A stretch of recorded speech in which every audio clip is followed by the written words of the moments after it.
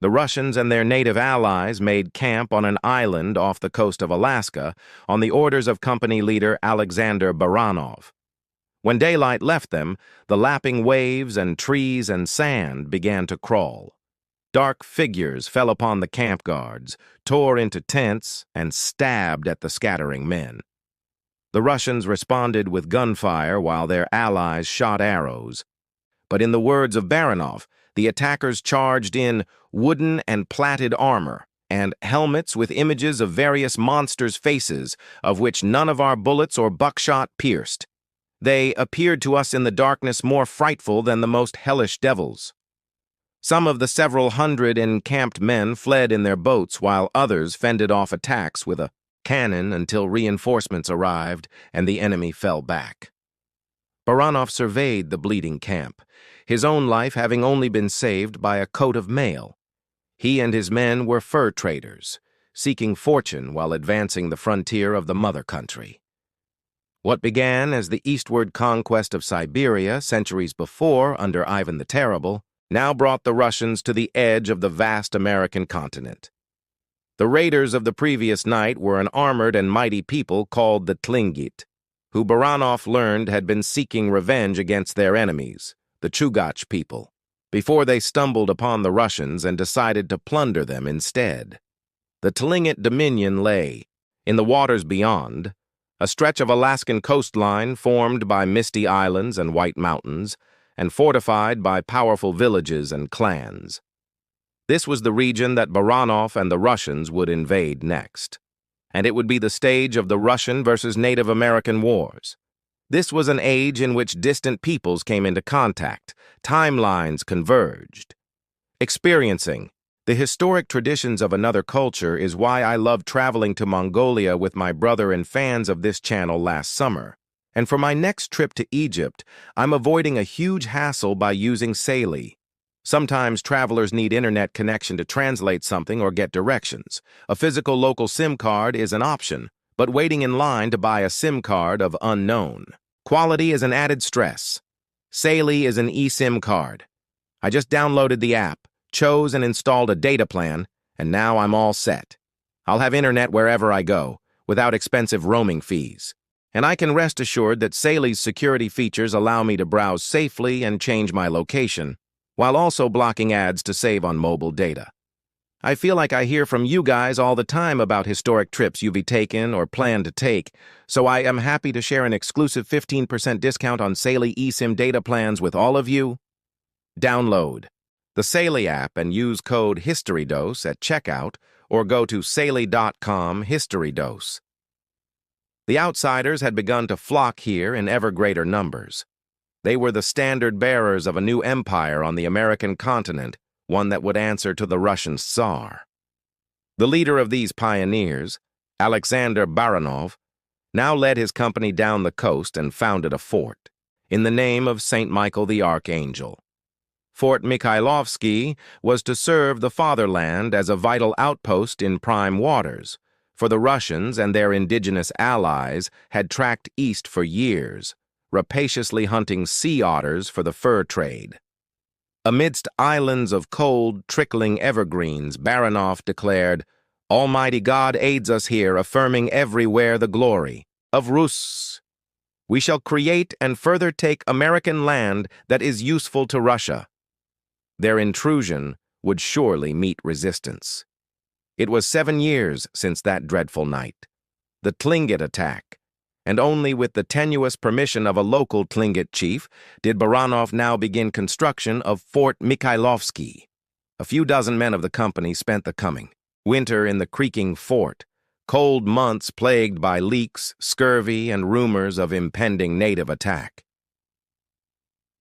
The coasts of this region were here and there framed by looming totem poles and great houses, the abodes of the distinct clans and lineages of some 10,000 or more Tlingit.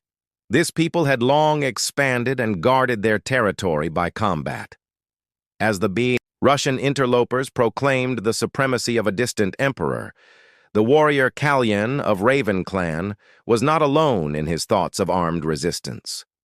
Like all Tlingit men, Kalyan had been raised to endure pain, to seek honor in battle, and to repay blood with blood. The serene veil of mist, which lingered often on these shores, covered the movements of the shadow fleets.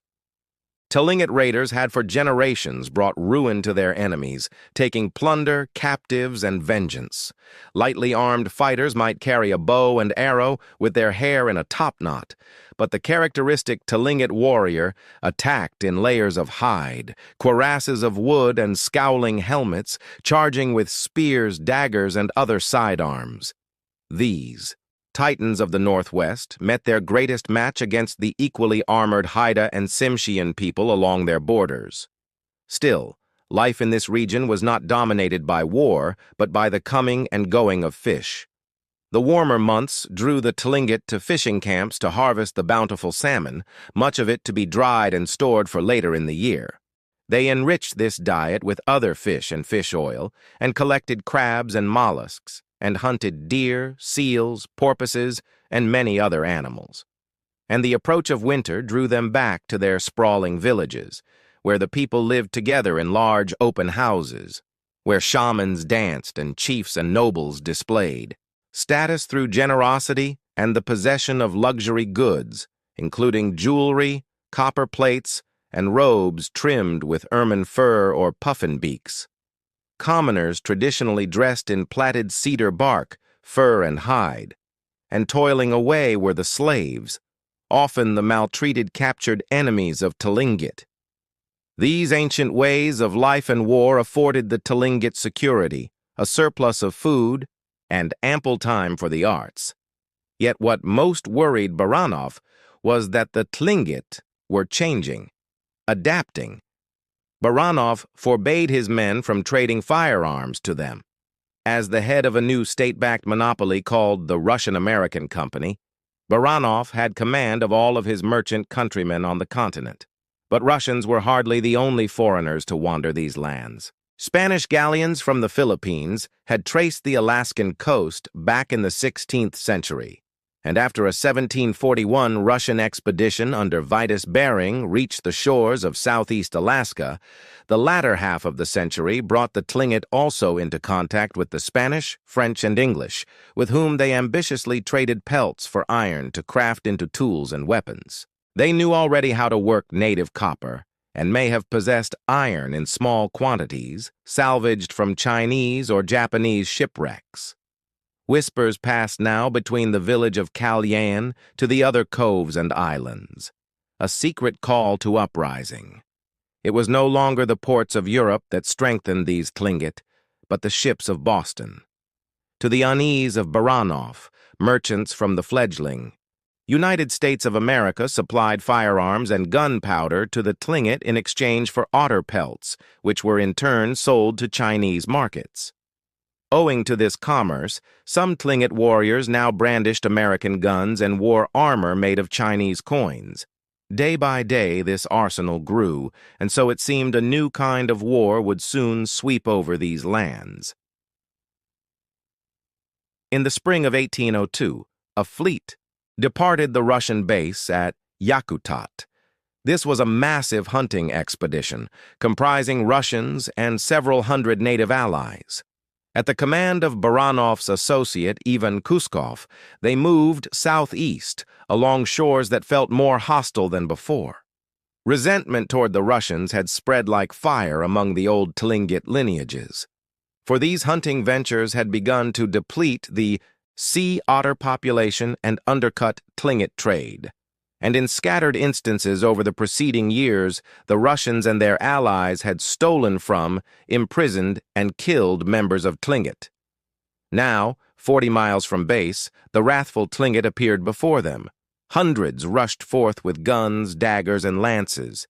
In the firefight, the Tlingit feigned retreat to lure the Russians into the forest. Kuskov, instead, drew back to a defensible island. Both sides had suffered only a handful of casualties, but with his ammunition dwindling, Kuskov struck a truce, then turned back to base to restock on ammo and supplies. He had little idea that this was the beginning of the Great Tlingit Rebellion. When the chief of the Kiksadi Tlingit clan allowed the construction of Fort Mikhailovsky years before, he may have unknowingly pledged his clan to the Russian Tsar. It was now well known how Russian merchants regarded their newest subjects. Many of the hunters who sailed with them were the indigenous people of the Aleutian Islands, whom the merchants had colonized and forced to work as their hunters. Though the prospect of this sort of servitude stirred the Tlingit, they lacked a king or council to rally their many clans to war. The autonomous Tlingit groups nevertheless maintained ties through potlatch ceremonies and gift exchange. Each clan, moreover, belonged to either the Raven or Eagle division. The Tlingit were obliged to marry members from the opposite moiety, and so the old allegiances between clans were now called upon as Tlingit men took up their armor and weapons. They sent entreaties to other indigenous groups, even former enemies, to join the rebellion.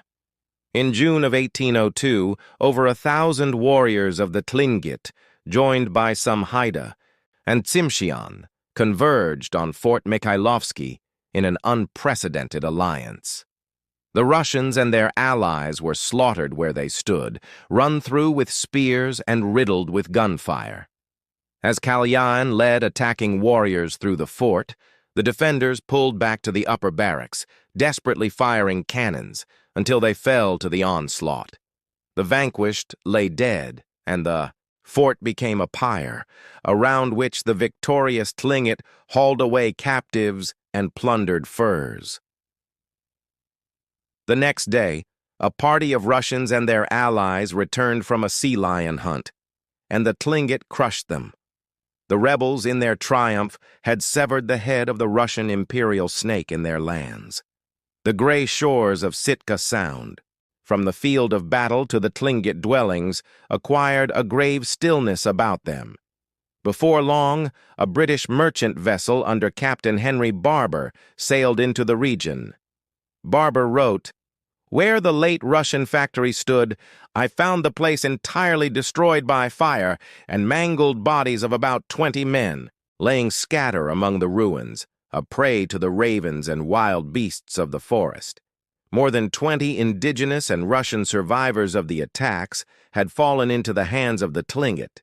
So Captain Barber, backed by a few American vessels, invited aboard Kalyan and his uncle, Chief Ska Utlelt, under the pretense of trade.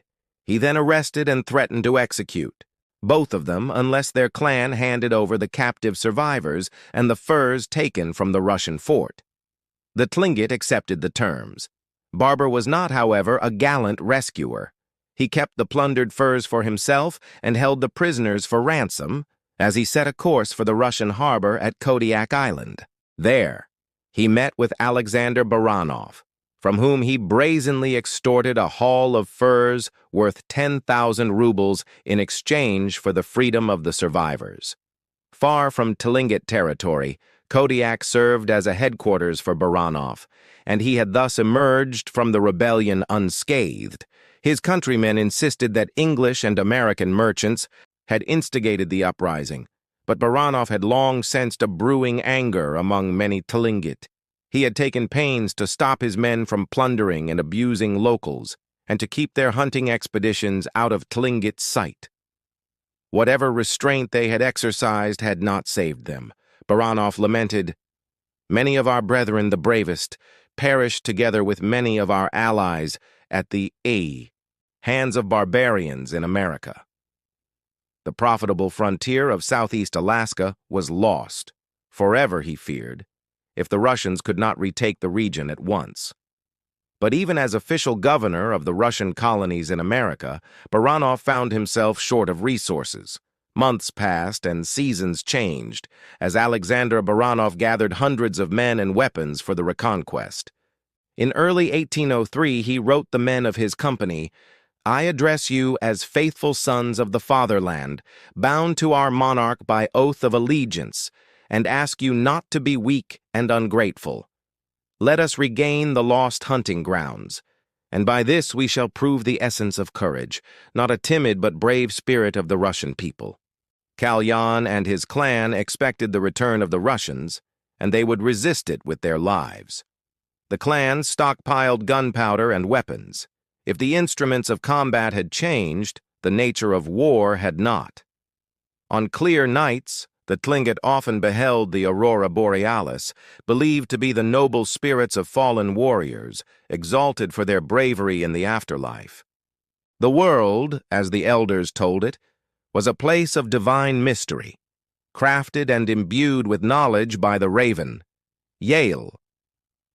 The Tlingit believed the creatures of the world possessed great intelligence and spiritual potency, and they held in high esteem bears, wolves, killer whales, eagles, and ravens. It was the Kiksadi Raven clan that would now look to Kalyan to serve as their war chief. The clan abandoned their village and settled on a defensible peninsula elsewhere in Sitka. Around their new dwellings, they raised a massive palisade, 245 feet across on one end, with gates and reinforcing timbers along the base and outside, as well as gun ports for their cannons. It was called the Sapling Fort.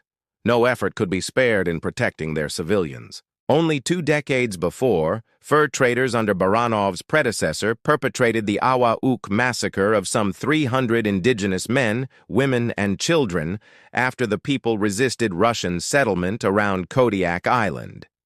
It was now the summer of 1804.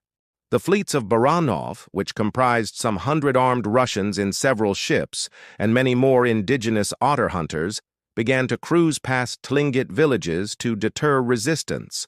They punished those who had been heavily involved in the uprising of 1802 and negotiated truce with others. The distant settlements of the Tlingit may have tenuously allied for the rebellion 2 years before, but they would not now risk coming to the aid of the Kiksadi clan.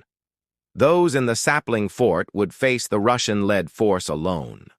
Baranov assembled this force at the old abandoned Tlingit village, where he came across a Russian naval ship called the Neva. The captain and his crew of 41 men had learned of the situation in Alaska. Having recently completed the first Russian circumnavigation of the world, they came to join Baranov and bring military might against the Tlingit.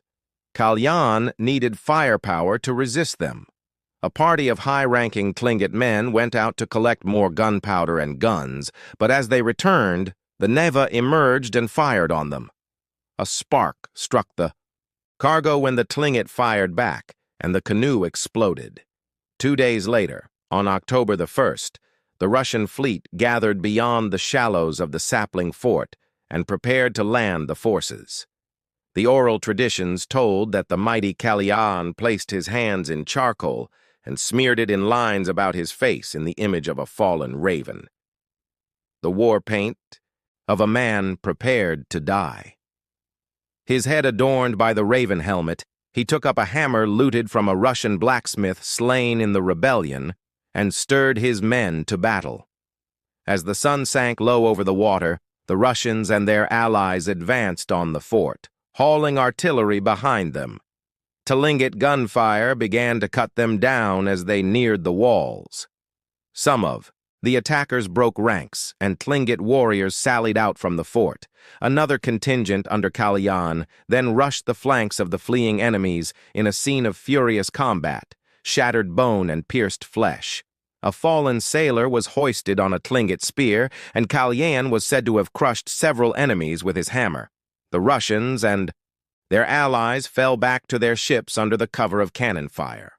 Around 10 of them died, and Baranov, shot through the arm, was among the 24 wounded. The Tlingit had won the first day of battle, and over the coming days, the strong walls of their fort withstood sporadic bombardment from the Russian fleet, but Kalyan recognized that he lacked the gunpowder supply to fend off Russian attacks for much longer. While in negotiations with the Russians, the several hundred Tlingit began to escape into the forest under the cover of night. First the elders, women and children, followed at last by the warriors, in one long survival march through damp woods and cold mountain paths. Hunger and the elements took the lives of many during the retreat to Peril Strait. On the 7th of October, the Russians entered the silent fort and found it abandoned. Inside were several slain young children and elderly Tlingit, killed by their own clan, possibly because they were deemed too weak to endure the journey. The Russians burned the Sapling Fort, and founded an establishment they called New Archangel. The following summer of 1805, they received delegations from the exiled Kiksadi Tlingit. An air of authority accompanied the arrival of Kalyan, of whom the Russian captain said, "He is considered the best shot, and keeps with him up to 20 fine guns." Baranov welcomed his former adversaries and paid respect to their customs.